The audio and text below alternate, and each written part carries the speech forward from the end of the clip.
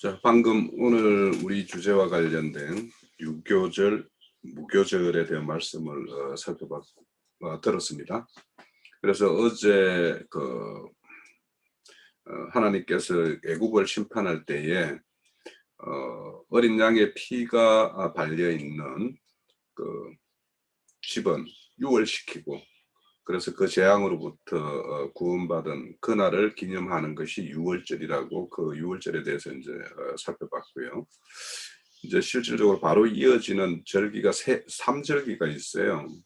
무교절과 초실절, 이것이 동시에 이제 그 같은 기간에 이루어지는데, 이어지는 무교절, 그거에 대해서 오늘 우리가 이제 나눠볼 것인데, 이 무교절에는 특별히 7일 동안 누룩이 들어있지 않은 무교병을 먹는 것으로 이제 대표돼요.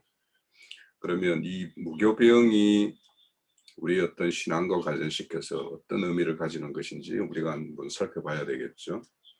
그리고 이제 그 날을 7일 동안 이렇게 보내는데, 첫날과 마지막 7째 날은 대성회로 모여서 모든 자들이 그 노동을 멈추고 그 성에 이렇게 모이게 하죠. 그래서 실질적으로 이제 그 이후에 7절기 중에 유대인들이 3절기에 대해서는 특별히 예루살렘에 다 모여서 이렇게 성회를 갖습니다. 그것이 이제 유월절이라고 하는 무교절, 이렇게 표현을 하기도 해요. 그래서 이제 실질적으로 유월절과 무교절을 이렇게 엄밀하게면 또 나눌 수도 있겠지만 같이 이렇게 같은 걸로 이렇게 보는 그런 관점도 있죠. 그래서 누가복음에서 한번 이따가 말씀을 한번 찾아볼 것이고요. 그래서 또 유교 그 무교병을 먹을 때 먹을 때 이것이 이제 유교병을 먹는 경우에는 이제 이스라엘 회중에서 이렇게 끊어진다라고 이야기를 해요. 그러면 이제 유교병과 무교병이 어떤 그 절기를 지킨 그 기간에는 이게 생과 사를 가르는 어떤 그런 의미가 되기도 해요. 그래서 그런 거에 대해서 한번 살펴보기로 하고요. 우선 이 말씀과 관련해서 레위기 23장에도 이제 이 절기에 대한 언급이 있습니다. 레위기 23장에 가서 한번 보고요.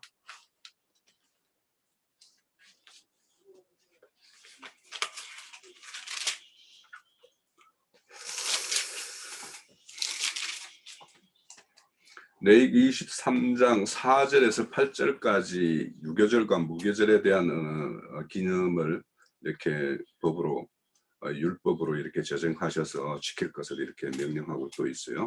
이것은 너희가 그 정한 때에 성회로 공포할 여호와의 절기들이라.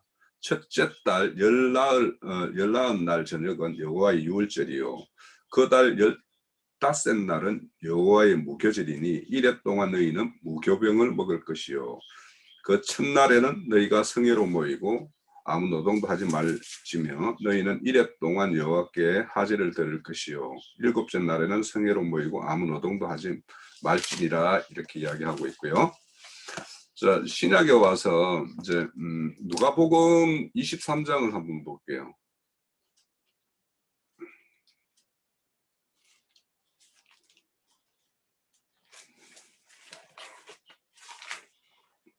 아, 22장이네요. 죄송합니다. 22장. 누가복음 22장에 보면 1절에 보면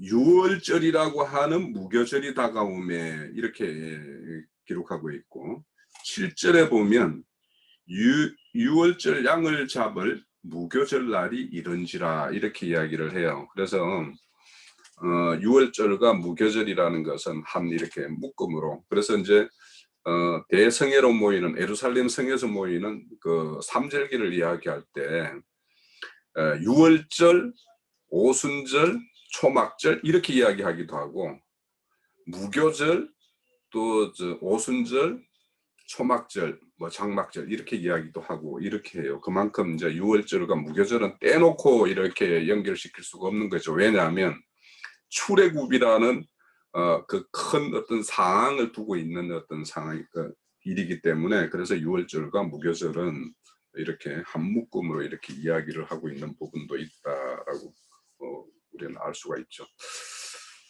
자, 그래서 오늘 우리가 살펴볼 말씀에 관해서는 뭐 질문을 두 개를 드렸는데, 두 개 중에 이제 제목들의 질문들이 좀 여러 가지가 있기는 해요.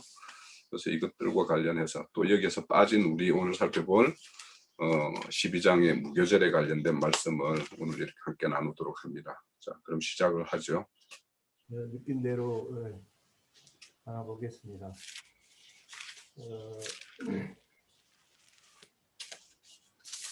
이제 6월절을 이렇게 맞이하면서 무교절에 그 음식을 먹는 걸로 이제 유교병과 무교병을 이렇게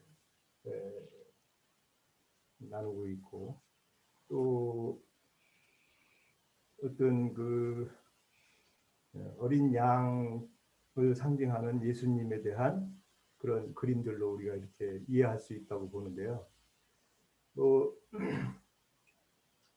이제 그 무교라고 하는 것은 이제 그 뭐라고 그러죠? 그 발효되지 않는 그런 것을 빵을 이제 말하죠. 주로 이제 그래서 우리가 이제 신약에서도 그거를 섞인 음식이 말씀이 아닌 진리의 말씀만을 이렇게 상징하는 걸로 우리가 이해할 수 있고, 또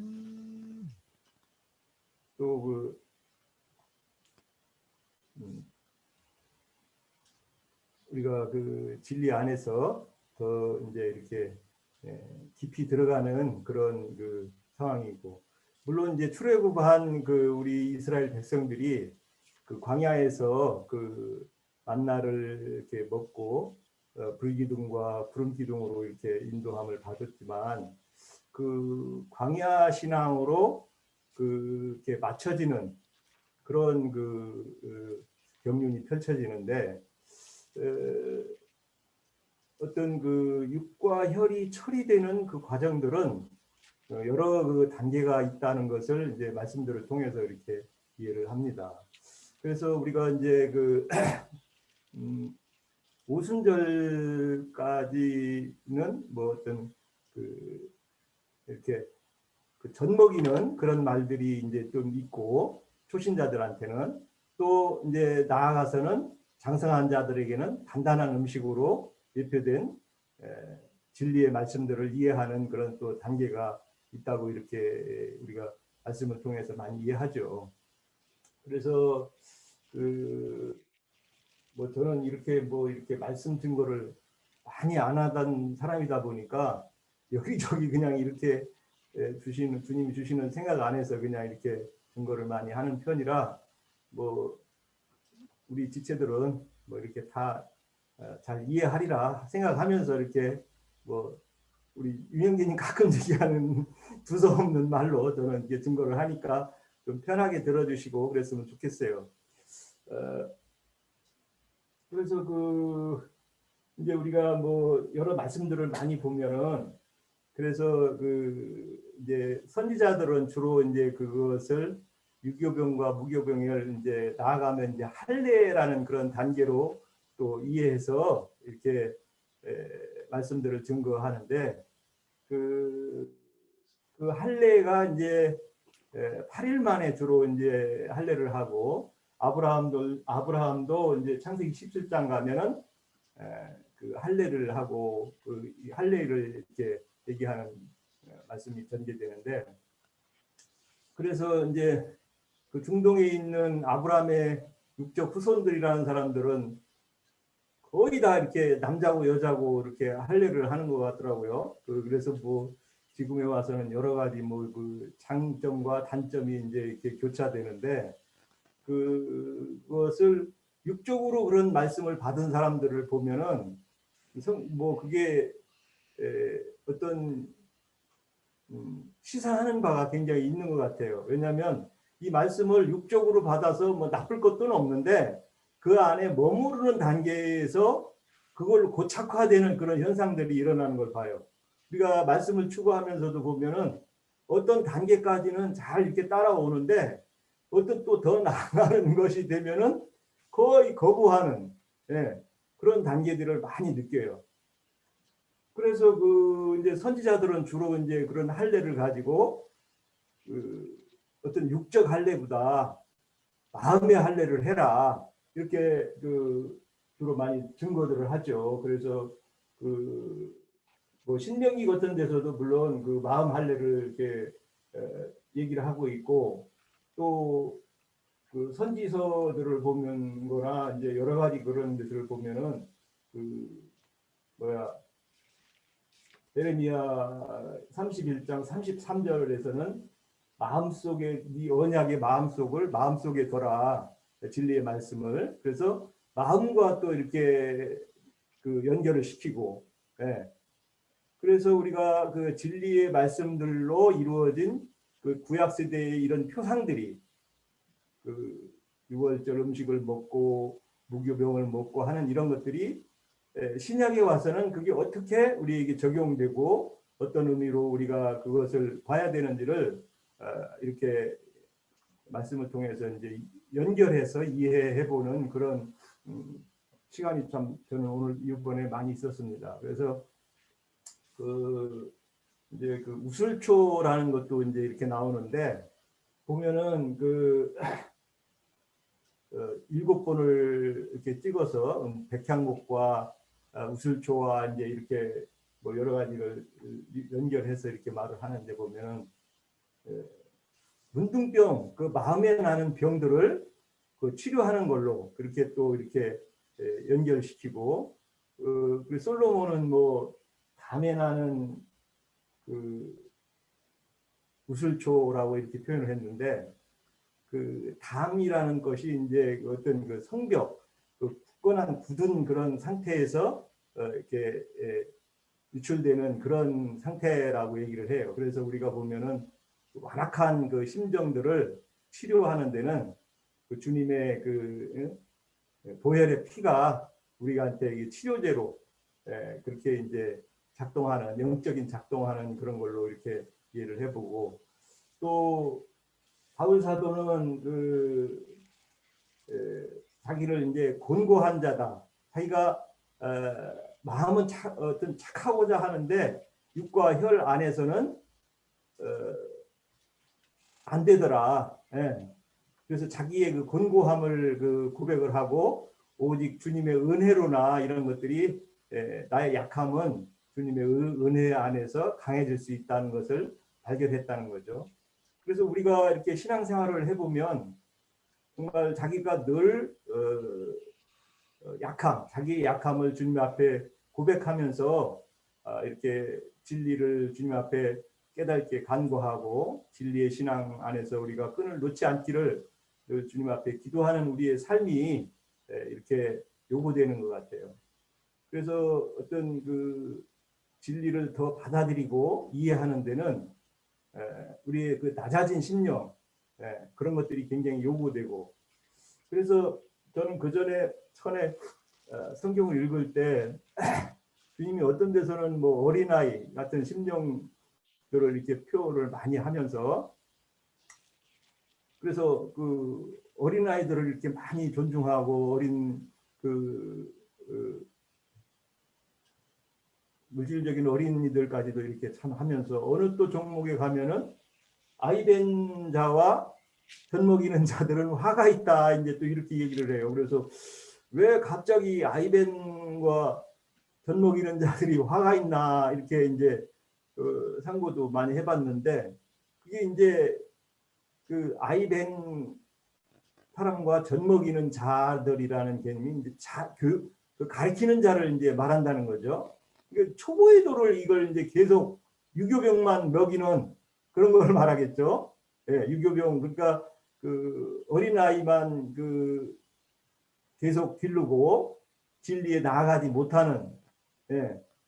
그래서 뭐 광야 신앙으로 나온 자들이 그 늘 뭐 우리의 입맛에는 뭐 쓰고 그 뭐 입맛에 맞지 않는다 이렇게 그 넋두리들을 하는 그런 걸 보는데, 그러니까 왜냐하면 이제 그 음식이 무교병 먹고 이렇게 딱딱한 음식을 먹기가 쉽지 않겠죠. 이제 이유식을 통해서 물론 이제 우리 세상에서도 젖을 먹다가 이유식을 하고 또 단단한 음식을 먹게 되는 그런 과정이 있는데, 이런 그 무교병을 먹는 이런 7일 동안 먹지 말라는 이 개념을 저는, 그러니까 그 화가 있다는, 그러니까 어린아이 젖만 먹던 사람들은 유교병만 계속 먹게 되면 상상한 분량으로 갈 수가 없다는 거죠.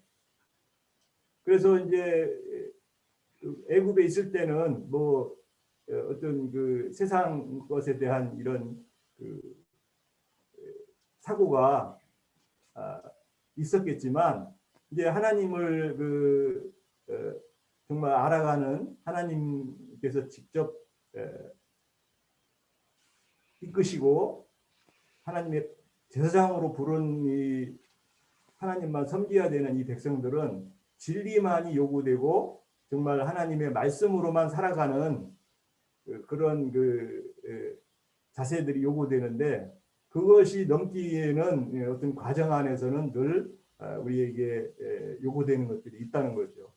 그래서 뭐 우리가 성경에서 많은 그런 저기를 보는데, 그래서 뭐 이제 그것이 이제 어린아이 그 유교병으로만 계속 먹던 사람들은 더 잘못하면은 또 이제 완악해지고 더 나아가는 말을 이해를 안 하려고 하고 또 세상 것에 다시 또 도로 잡혀서 이렇게 벗어난 신앙을 하게 되는 그런 것들을 많이 봅니다. 그래서 정말 그 계시록에서도 그래서 하나님의 그 장성한 분량에 있는 자들은 끝까지 주님의 말씀을 쫓아서 내 양은 끝까지 나를 따른다 하는 걸로 이렇게 요한 사도는 하나님의 말씀을 받아서 증거하고 있는데, 그래서 우리 지체들은 말씀의 진리 안에서 우리가 정말 단단한 음식을 잘 먹고 소화해서 또 우리가 맡아서 다음 우리 후세대를 위해서도 단단한 음식을 잘 준비해서 그들에게 이렇게 전도할 수 있는 그런 우리 지체들이 되기를 원합니다. 네, 네. 수고하셨고요. 우리가 이 무교병에 대해서 조금 좀 이해를 좀 넓히기 위해서 성경 한 두 군데만 좀 찾아볼게요. 신명기 16장입니다.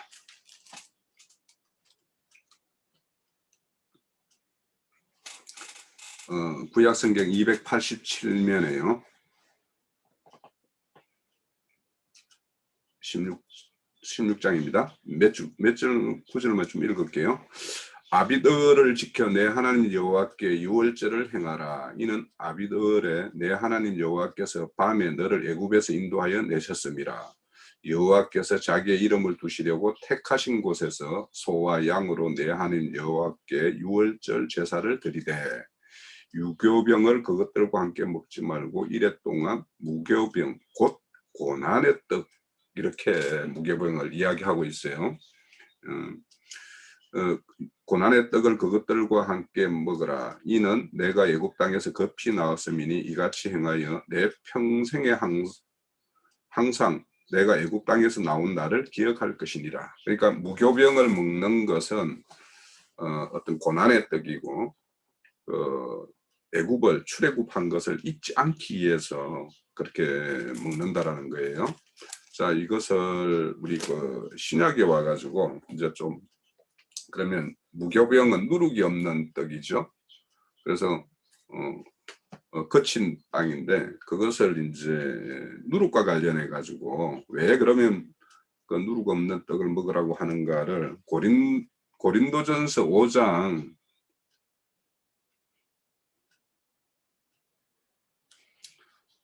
몇 절 읽어볼게요. 5장 1절에 보면 너희 중에 심지어 음행이 있다 함을 들으니 그런 음행은 이방인 중에서 없는 것이라. 누가 아버지의 아내를 취하였다 하는도다. 그리하고도 너희가 오히려 교만하여져 어찌하여 통하니 여기지 아니하고 그 일을 행한 자들을 너희 중에서 쫓아내지 아니하였느냐. 내가 실로 몸으로 떠나 있으나 영으로는 함께 있어서 거기 있는 것 같이 이런 일을 행한 자를 이미 판단하였노라. 주 예수의 이름으로 너희가 내 영과 함께 모여 우리 주 예수의 능력으로 이런 자를 사탄에게 내주었으니 이는 육신이 멸하고 영은 주 예수의 날에 구원을 받게 하려 함이라. 너희가 자랑하는 것이 옳지 아니하도다.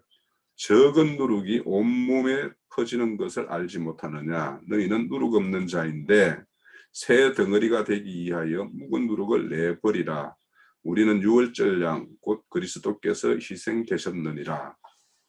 자, 그래서 오늘 우리도 그 무교병을 먹는 양이라고 그랬는데 그 양이라는 말은 의역으로 추가된 거고 원래 헬라 원문에는 유월절이지 유월절 양이 아니에요. 그러니까 이거 오해하면 안 됩니다. 네네. 자, 그래서 그 오늘 그 무교병을 먹는 날에 우리가 가장 먼저 해야 될 것이 뭔가 하면 집안의 그 온누룩을 제하는 거예요. 첫 번째. 그리고 그거를 1회 동안 먹는다라는 거예요. 그러면 우리가 1회라는 어떤 그 기간에 대해서 우리가 잘 이해를 가지고 있죠. 왜 1회 동안 먹게 하는가. 그리고 첫날과 마지막 날은 대회로 모이고 또 7일 동안에 그 레위기 23장에 보면 하제를 드리라고 그래요. 그래서 이제 이 무교절을 기념할 때 매일 하제를 이렇게 드리게 하고 있고, 그래서 우리가 이런 거와 관련해 가지고 고난의 떡이라는 것과 누룩이라는 어떤 그런 개념을 가지고 오늘 무교절에 대한 말씀을 이렇게 나누면 되겠습니다.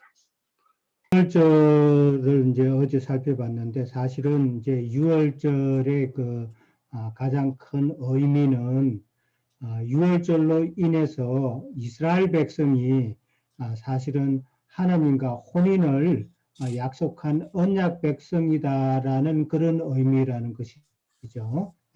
그 다음에 이제 오늘은 이제 무교절인데, 그러니까 무교절은 어떤 의미냐면은 우리가 무교절 기간 동안에 무교병을 먹고 집안에 또 누룩을 다 제함으로써 하나님과의 혼인을 이제 준비하고 그 다음에 또 단장하는 그런 모습이다라는 것을 우리가 엿볼 수 있지 않나라고 생각이 됩니다.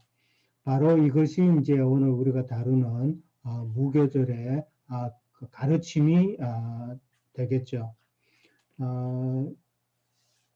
누룩이라는 말이 이제 성경에는 참 많이 나오는데 저는 크게 한 3가지 정도로 나누면은 마가복음 8장 15절에 보면은 예수님께서 말씀하시기를 바리새인의 누룩을 조심하라 그러고, 그 다음에 헤롯의 누룩을 조심하라는 말이 나옵니다. 우리 뭐 지체도 잘 아시는 단어인데, 그 다음에 이제 마태복음 13장 33절에 보면은 여자가 가루 서말 속에 갖다 놓은 그 누룩이 또 설명이 돼 있죠.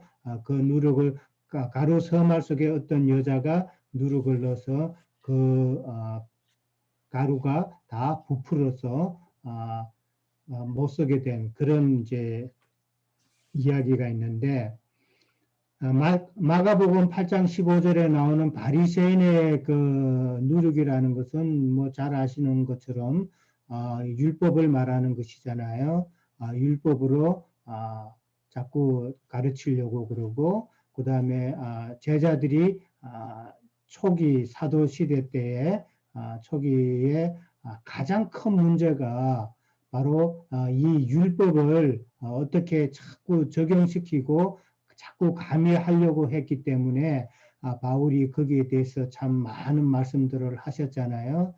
그거는 뭐 잘 알고 있을 줄로 알고요. 그 다음에 이제 헤롯의 누룩을 또 조심하라 그랬는데, 이제 헤롯의 누룩은 세상에 속한 모든 것이죠. 가장 우리가 잘 아는 문화, 뭐 기성교계에서도 3S라고 그러죠. 세 개 그 S가 들어가는 단어. 뭐 잘 아시죠? 뭐 스포츠도 있고, 그 다음에 스크린도 있고, 또 하나 뭐였나요? 뭐가 있는데 잠깐 갑자기 기억이 안 나네요. 이제 그런 모든 것이 섹스 이제 문화예요. 예? 섹스 문화. 섹스 문화, 성문화 맞아요.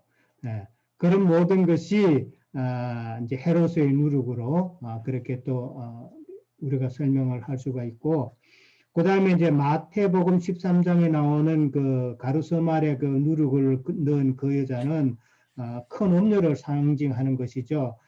음료 계시록에 나오는 음료 이세벨로 이제 우리가 생각하고 음료 이세벨의 교훈을 이제 누룩으로 그렇게 표현이 됐는데, 그 음료 이세벨의 그 누룩의 그 실제는 니골라당의 교훈이라고 그랬고, 그 다음에 발람의 교훈이라고 그러죠.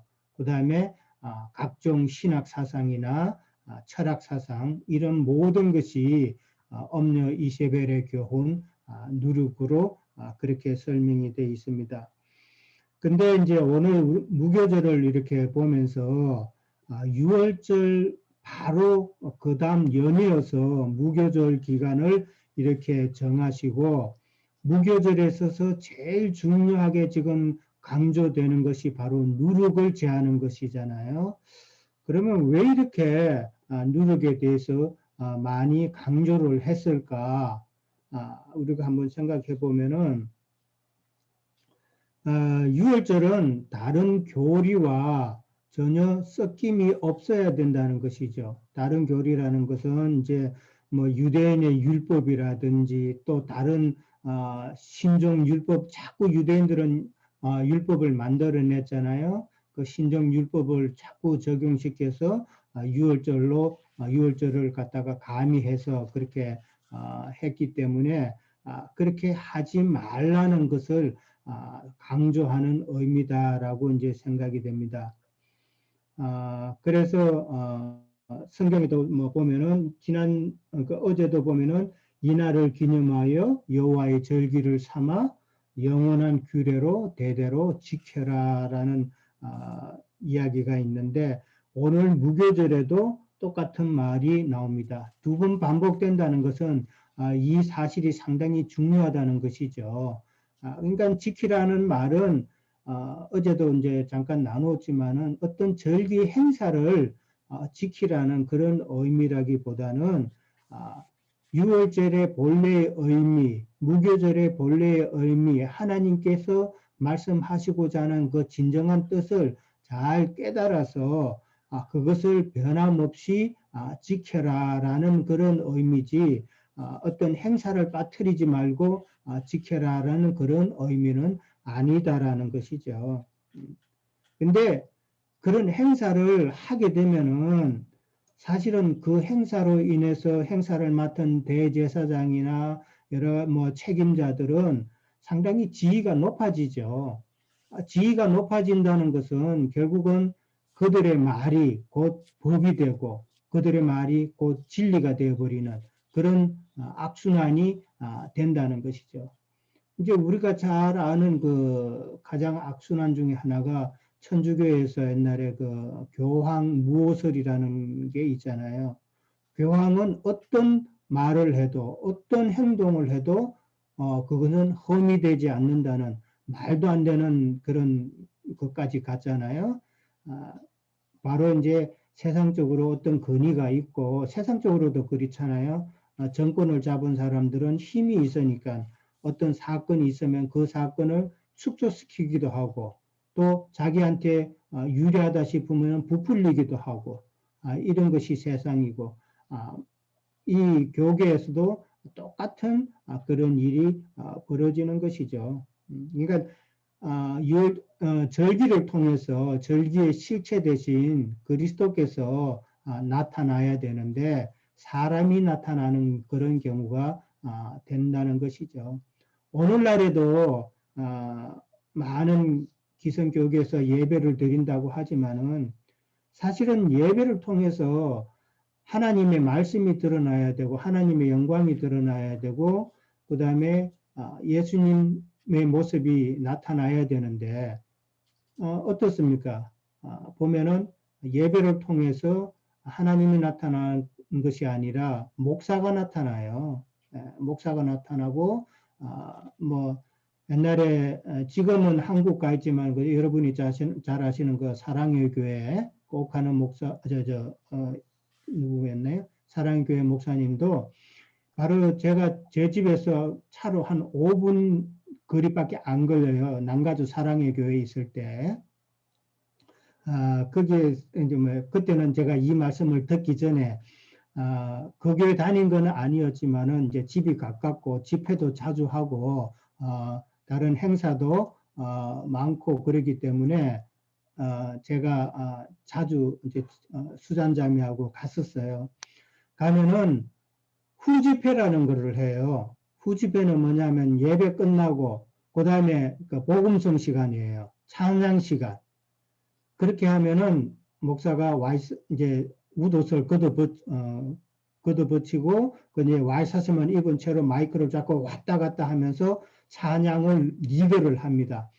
그러면은 교인들이 그거를 보고 또 좀 그래요. 업돼가지고 막 박수치고 난리 나요. 예, 뭐 저도 그 중에 한 사람이었으니까 뭐 부끄럽긴 한데 그렇게 하면은 교인들의 생각에는 목사밖에는 기억이 안 나요. 설교 시간에 무슨 말을 들었는지도 기억이 안 나요.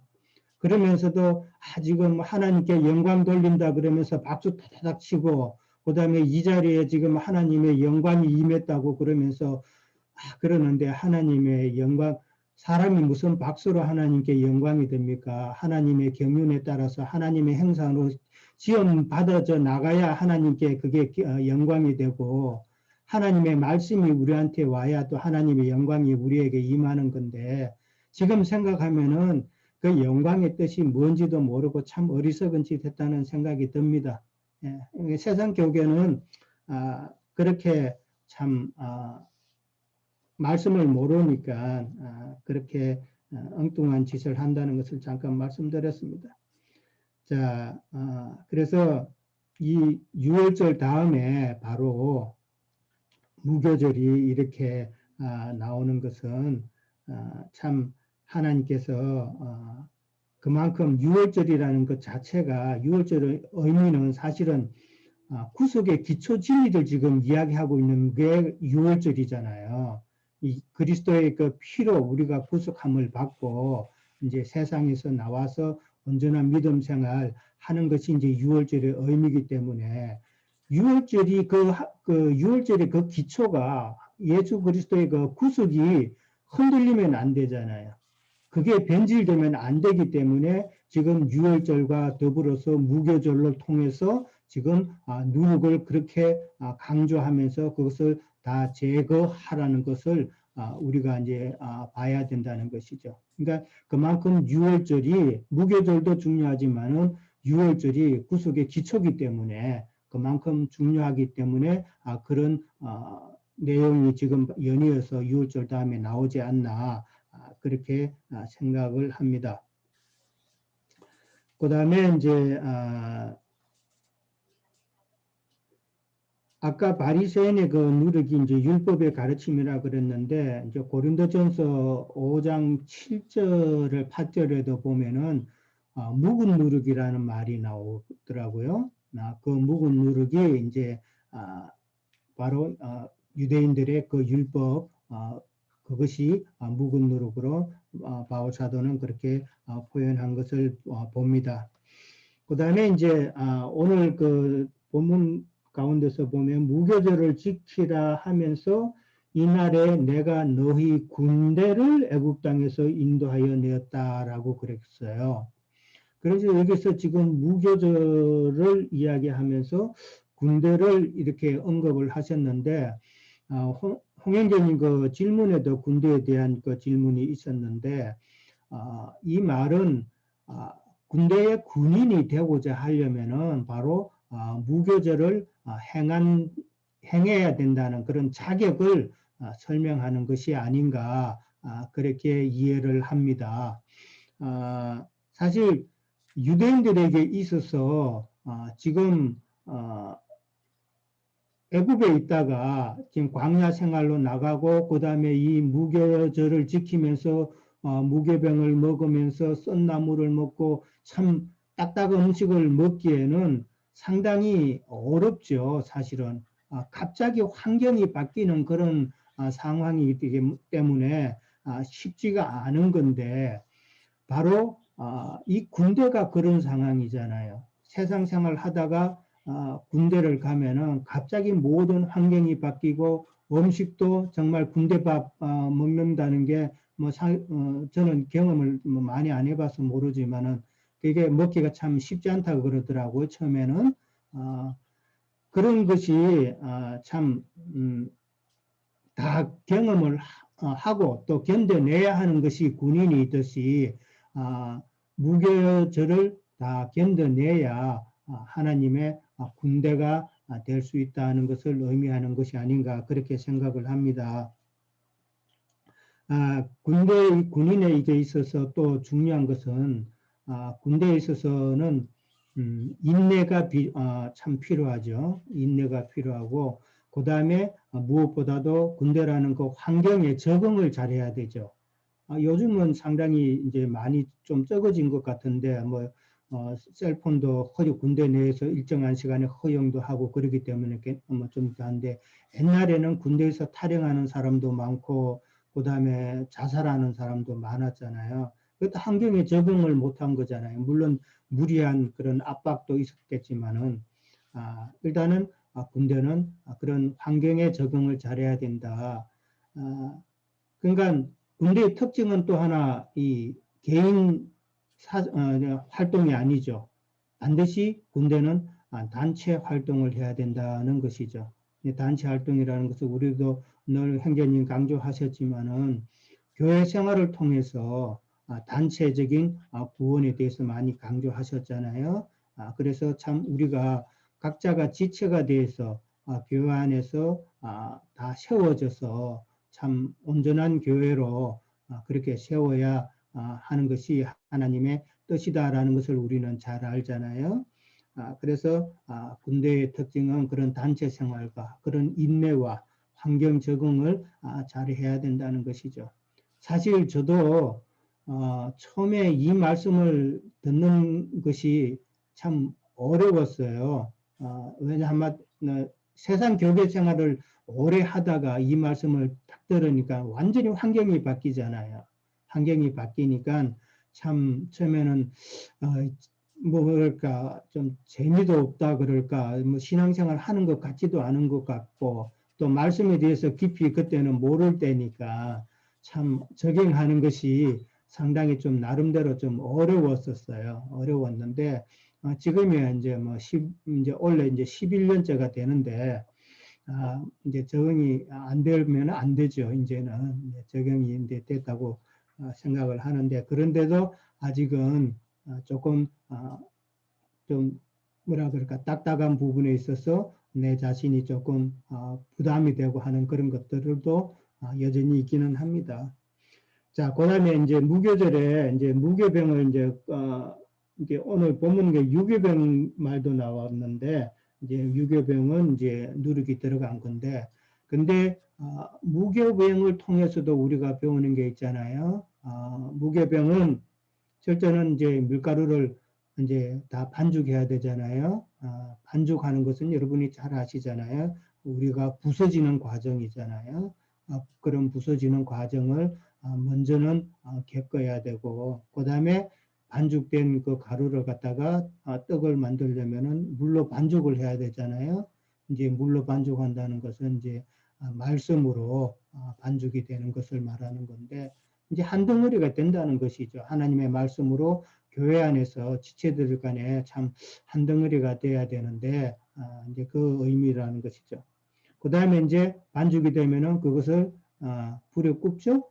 불에 굽는데 불에 굽는다는 것도 잘 아시잖아요. 이제 불침례를 우리가 다 경험을 하고 해야 그러고 난 다음에 이제 우리가 이제 사람이 먹는 음식이 되잖아요. 그러니까 영적으로 말하자면 우리가 부서지고 하나님의 말씀으로 반죽이 되고 그다음에 신앙생활 가운데서 불세례를 받은 그 모든 과정을 거쳐야 하나님의 하나님께서 드실 만한 음식이 된다는 의미잖아요.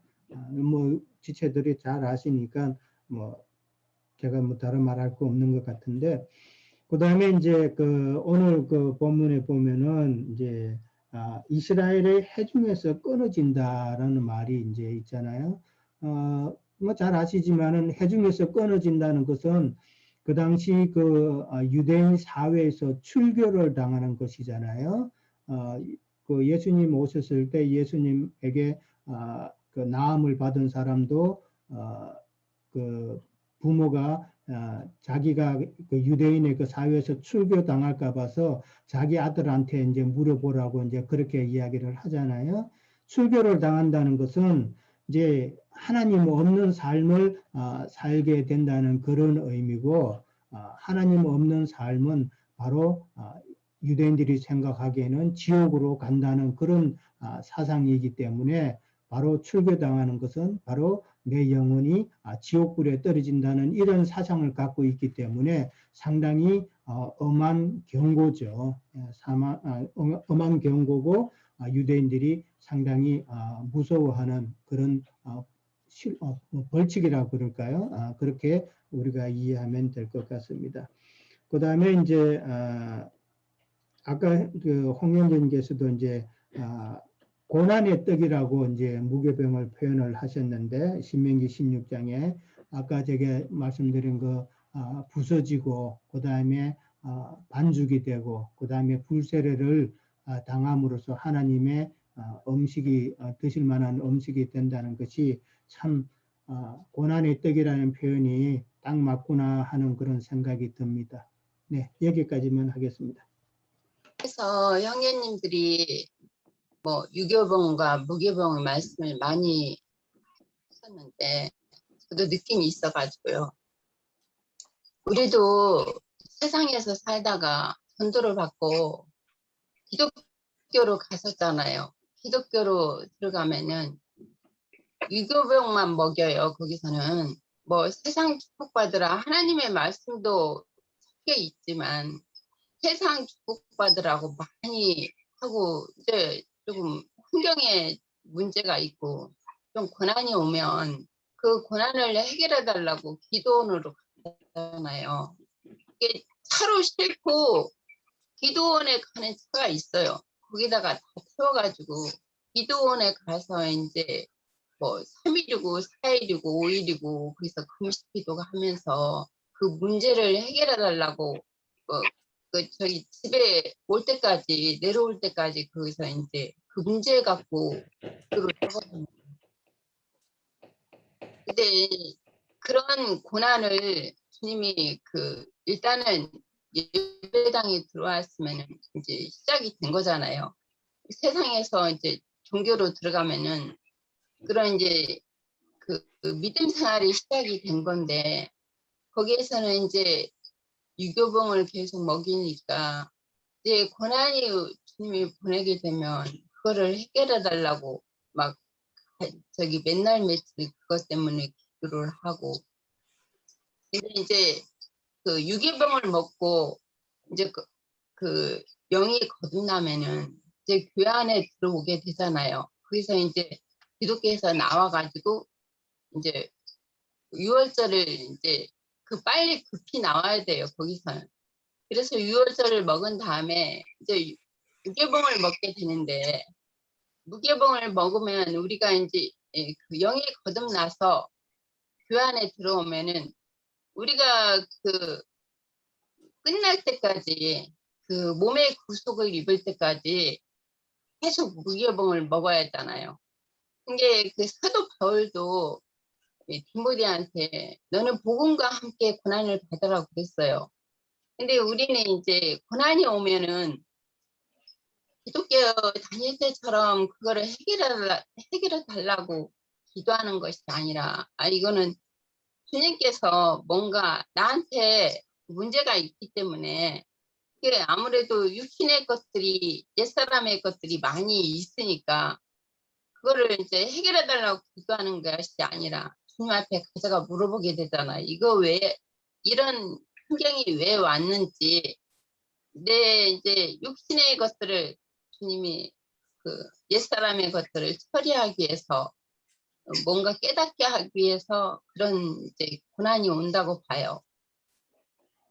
그래서 이제 계속 우리가 몸의 구속을 입을 때까지는 계속 무교봉을 먹어야죠. 이 교회 안에서 이제 모든 지체들이 연합하고 상합하여서 서로 지체가 됨으로 이제 그리스도의 몸을 건축하는 거잖아요. 유교봉을 먹음으로 아니 무교봉을 먹음으로. 그래서 내가 이제 주님이 아까 형제님이 말씀했듯이 누가복음에서도 주님이 유월절 죽기 전에 저기 제자들과 함께 다락방에서 유월절을 지켰잖아요.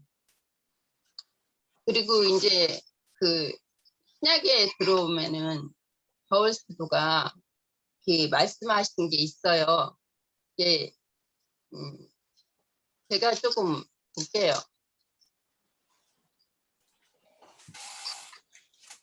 에베소서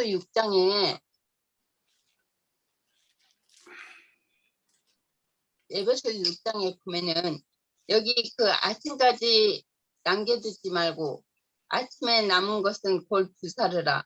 너는 이것을 이렇게 먹을지니 허리에 띠를 띠고 발에 신을 신고 손에 지팡이를 잡고 급히 먹으라. 이것이 여호와의 유월절이니라. 그렇게 이 부분에서 좀 느낌이 있어가지고 에베소서 6장이요 17절부터 몇 절만 볼게요. 구원의 투구와 성령의 검, 또 하나님의 말씀을 가지라. 모든 기도와 간구를 하되 항상 성령 안에서 기도하고 이를 위하여 깨어 구하기를 항상 힘쓰며 여러 성도를 위하여 구하라. 또 나를 위하여 구할 것은 내게 말씀을 주사 나로 입을 열어 복음의 비밀을 담대히 알리게 하옵소서 할 것이니 이 일을 위하여 내가 쇠사슬의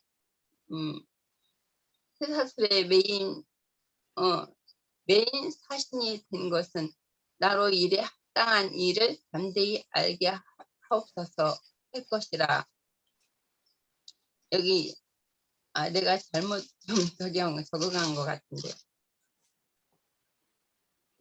여기에 말씀에 보면은 여기 10절이요. 10절 내가 잘못 본 것 같아요. 끝으로 너희가 주 안에서와 그의 힘의 능력으로 강건하여지고 마귀의 계계를 능히 대적하기 위하여 하나님의 전신 갑주를 입으라. 우리의 씨름은 혈과 육에 대상하는 것이 아니요 통치자들과 권세자들과 그 어둠의 세상 주관자들과 하늘에 있는 악의 영들에 대함이라. 그러므로 너희는 하나님의 전신갑주를 취하라.